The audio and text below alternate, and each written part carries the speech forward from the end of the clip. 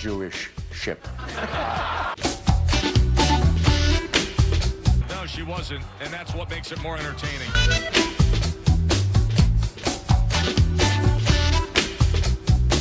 Hello, Phil babies out there in YouTube land. This is the soul-cleansing experience known as Game Show Gumbo. I'm Cindy Venus Flytrap Seidelman. You know what we do here on Game Show Gumbo, you ask? Well, we watch all of the game shows and competitions that have taken place in the past week, and we give you the best moments, the true highlights, as it were, and we bring you them in one condensed 30-minute show that is cheaper to produce than something off the dollar menu on McDonald's. Anyway, what we also start off with is something big in the news of game shows, and you know what that is? We have new executive producers of Let's Make a Deal and The Price is Right. As you know, those things came up after Mike Richards left Fremantle for Sony. Evelyn Warfel, who was already at The Price is Right as Mike Richards' second in command, is now going to be the executive producer and showrunner of The Price is Right. And John Quinn, who is the executive producer of Celebrity Name Game, and currently you can see him on Pressure Luck, is now going to be the executive producer of Let's Make a Deal.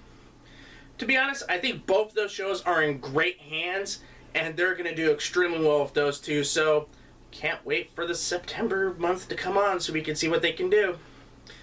But today, on Game Show Gumbo, we have Whammies running amok on Pressure Luck. We have some colors that are going to try to permeate the mind on Fool Us. And Punchline also shows us how to do it doggy style. I gotta admit, my dog's never complained about having a headache when I try and cuddle. You know, I think I need some gin and juice after hearing that little blip. Producer person, gin and juice after the show. Right. Alright, cool. First up on the show, we need to have some other things to talk about, and one of the big things that we need to talk about is the ongoing dispute between DirecTV and CBS. It is causing headaches with certain CBS affiliates and owned and operated stations, meaning that they are blocked in certain areas, which kind of causes a problem for me, and we'll talk about that in a little bit later on. But here at Game Show Gumbo, we got your back, especially when it comes to $1 Million Mile. In this highlight, we see something of a rarity here on $1 Million Mile. We have a great contestant named Spoonerman as he tries to go for the $50,000 locked-in amount. You'll see what I mean after this. Spiraling up. Yeah, you can see the sheriff. He's shaving off just a little bit of time every single challenge. So the longer that Mark decides to go down the $1 Million Mile course, that will start to catch up to him. But you see the great effort from Mark. He's given it everything he's got on his way to spiraling up that 40-foot climb to the top of a spiral staircase, followed by a leap back to the ground.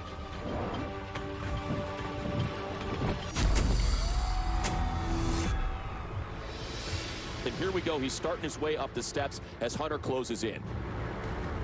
And again, the gaps go from 2 feet to 4 feet. So if he can manage his way up those steps, he's going to certainly feel pretty darn good about being guaranteed $50,000. And here comes our defender. Hunter has nearly closed that 2-minute gap, Maria. Yeah, Mark's lead is just 39 seconds.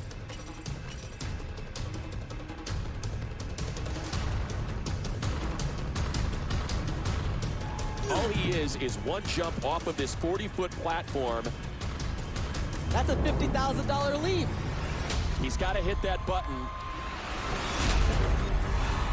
He's going to lock in $50,000. While he would be caught by the runner while failing to traverse flies on the wall, he did get that $50,000 locked in, and we gotta say, that is impressive for a show like this. Well played, Spoonerman. Next Saturday on $1 Million Mile, a special 2-hour episode is in the works. Let's hope the runners can overcome the toughest obstacle course in America to win life-changing amounts of money. Not only are CBS stations being blacked out across the country because of the dispute with DirecTV, some CW affiliates are being blacked out as well. Unfortunately, that also is a problem with yours truly. Thankfully, Game Show Gumbo has your back, especially when it comes to Penn Teller Fool Us. In this highlight, magician Robbie Yang has some interesting things that he wants to try to fool Penn Teller with, and it's something that has fooled millions for decades. A Rubik's Cube. Enjoy. Alison, you remember how you turned the cube behind your back earlier? Yes. Could you just do that for me one more time, and I'll look away for this whole time? Sure, behind my back. Yeah, behind your back. Okay. And again, once you feel ready, you may bring the cube out and cover all the other sides. Okay. You got it? Yeah. Now, Alison, Yeah. you can look at that side. You know what? I'm giving you this ultimate decision. If you don't like that side, you can flip to another side that you want to. You don't have to, but it's your choice. Sure. Okay. Did you flip? Yes. Very well. Alison, focus on that side. I'm going to turn back. Do not let me see the cube when I turn back, okay? Awesome. Now, I'm going to turn back. Focus on the colors. I want you to do this. Focus on one of the colors first. Okay. Okay. Another one, please. Okay. Just one more. Okay. You know what? Let's do one more. And I think there's one last color on there. Yes. Okay. Alison, would you please come close to the board and put your cube to that side right next to the board? Show everyone. When you have two blues, I have two blues, we have two greens, there's two greens, red, there's two white, and it's a perfect match! I have to say I'm pretty impressed with that trick. But can it fool Penn Teller, who is having some sort of You disagreement? have a way, I think you might have done it. I got that way. Teller's got a way, he thinks you might have done it. Okay. I'm the one speaking. I get to choose which one we go with, because we don't get two bites of the apple. And we're going to go with Teller. That way, if he's wrong, I still keep some of my dignity. I can still believe that maybe I was right. So maybe you fooled him, but you didn't fool me. So I'm going to tell you what Teller thinks. Okay. Because I want Teller to be humiliated if he's wrong. Teller thinks all this was done by you having an earpiece and an accomplice backstage. Let me phrase this very carefully. Is Teller wrong? That I'm having an earpiece? Do you have an earpiece or do you have someone backstage? Nope, that was all done by myself. No And earpiece, involved. no one backstage. Yes. In that case, you fooled Teller. Therefore, you fooled us.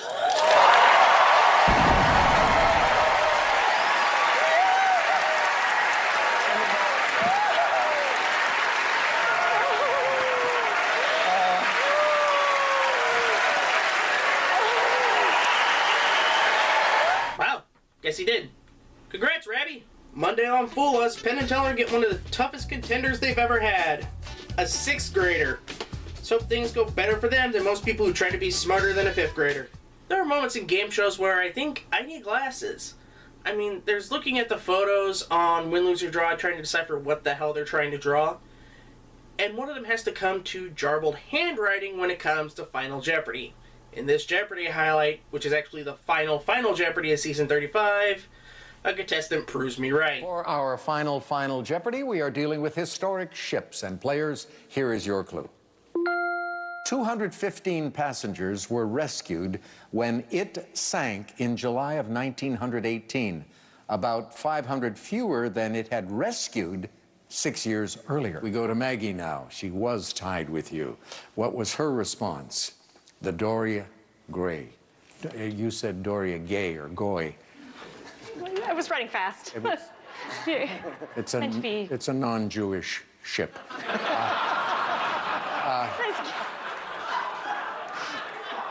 What did it cost you? $3,200. Everything. It looks like Michael's gonna finish in second place. Let's go to Jason, our champion.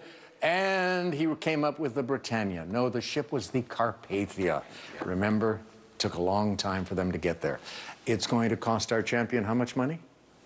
$3,200 only, dropping him down to $27,600 and giving him now a very impressive total for 6 days of $137,300. You know, when I saw a response, I thought it said Daria Gay.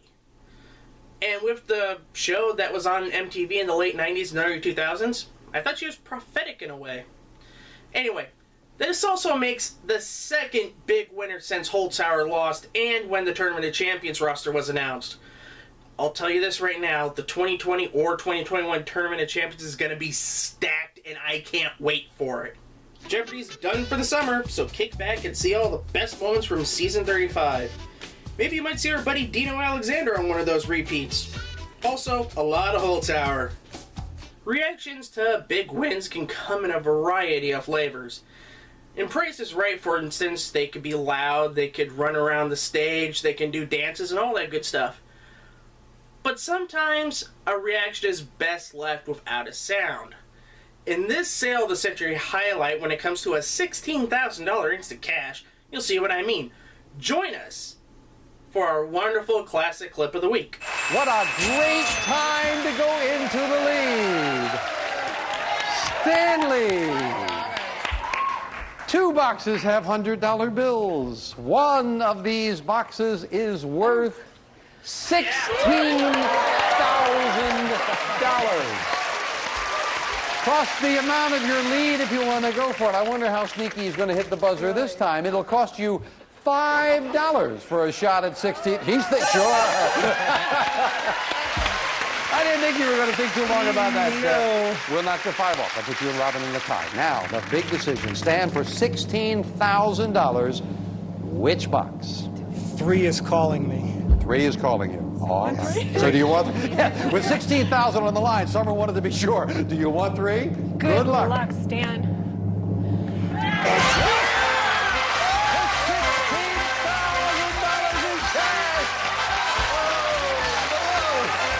Congratulations! 16 called at the right time. My goodness gracious!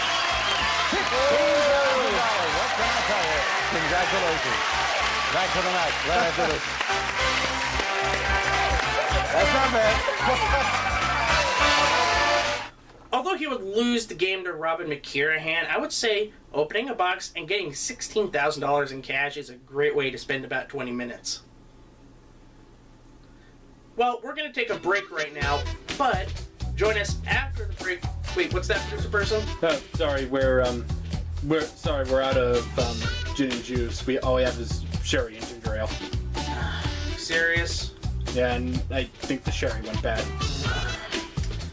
Alright, we're going to make a run to the store. We're going to have a little break, but stay tuned. We got some great moments where you'll wig out over a moment in Holey Moley, so stay tuned.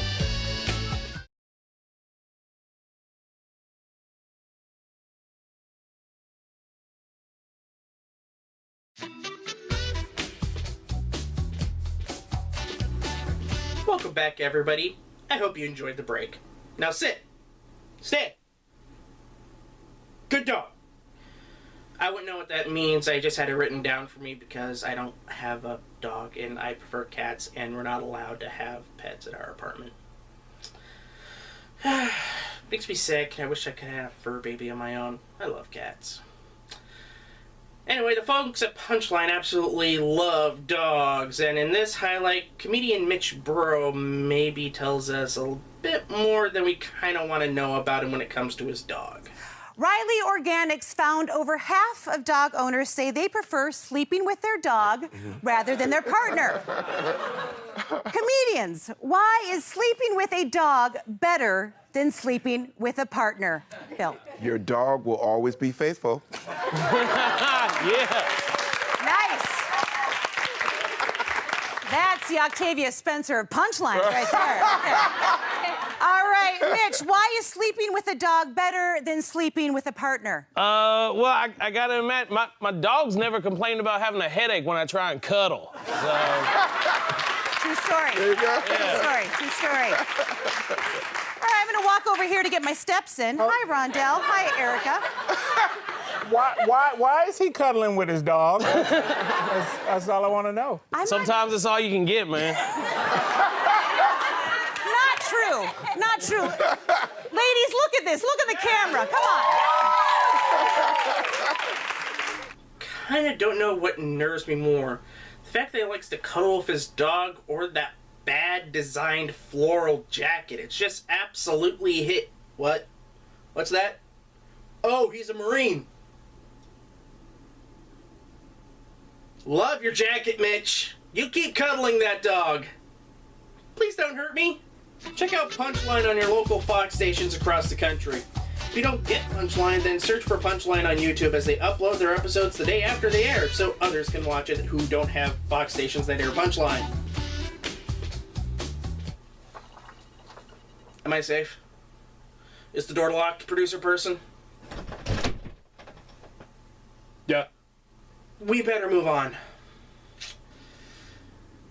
You know the old saying, pets sometimes look like their human masters? Well, the same can be said for Pressure Luck. In this instant, a wonderful contestant who used to be a fireman presses luck one time too far. And this happens. 5 spins left. If you pass those spins, they will go to Janelle, or you can keep on pressing your luck. How are you feeling, Jason? We're going for it. I'm going to press my luck. Pressing his luck. Here we go. Big bucks. How about a car? How about a car? Big bucks. No whammies. Stop. It's a washout.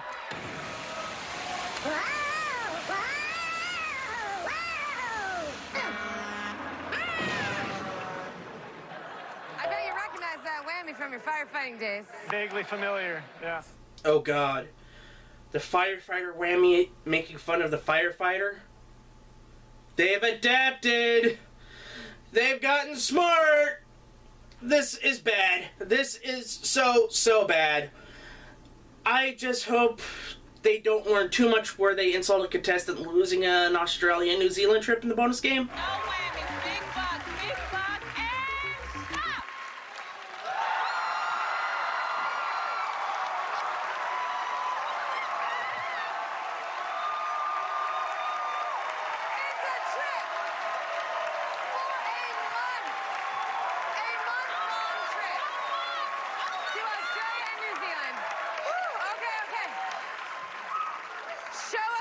That trip is worth. $61,140.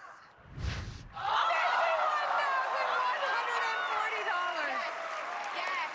Your bet is now at $62,140. Okay. I can do this. I can do this. This is the bucket list trip. It's in the bank. List trip. Yes. Plus a little cash to spend while you're there. Yes. One spin. Oh, Janelle. One spin. One spin. Stay away from that whammy. Stay away from that whammy, Janelle. Big bucks, no whammies, and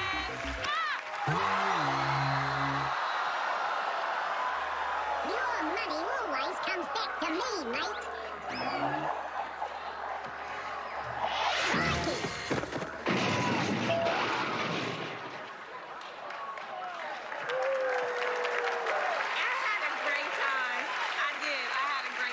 Oh, that's brutal. That is so bad that is absolutely brutal.